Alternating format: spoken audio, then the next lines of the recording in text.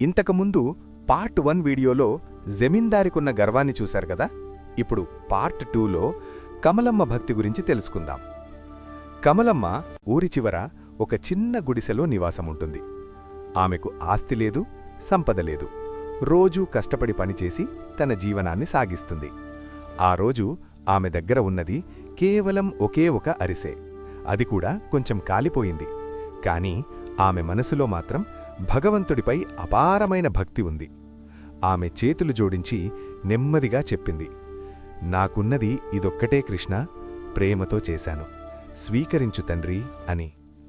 ఆమె ఆ రోజు ఆ చిన్న అరిసెను ఒక ఆకులో మడిచపెట్టుకుని దేవాలయానికి వెళ్ళింది.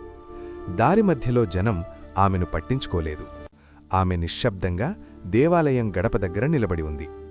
ఇంతలో పూజారి జమీందారు చేసిన ఛప్పన్ భోగ్ను గొప్పగా దేవుని ముందు ఉంచారు. అందరూ ఆసక్తిగా చూస్తున్నారు.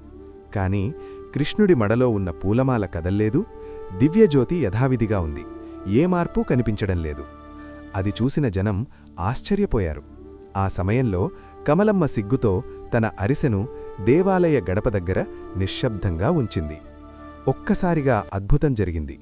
శ్రీకృష్ణుడి విగ్రహంపై ఉన్న పూలమాల నెమ్మదిగా గాలిలో ఎగురుకుంటూ నేరుగా కమలమ్మ అరిసెపై పడింది.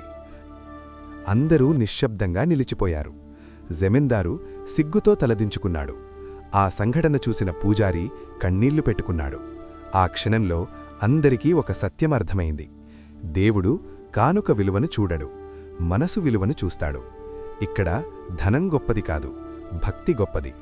కమలమ్మ చిరునవ్వుతో నిలబడి తన చిన్న అరిసెను ఆశీర్వాదంగా స్వీకరించింది. ఆ రోజు నుండి ఆ గ్రామంలో ఉన్న ప్రజలందరికీ నిజమైన భక్తికి అర్థం తెలిసింది. ఈ కథ మీకు నచ్చితే లైక్ చేయండి, షేర్ చేయండి. మరెన్నో భక్తి కథల కోసం మా ఛానల్ను సబ్స్క్రైబ్ చేయడం మర్చిపోవద్దు. జై శ్రీకృష్ణ.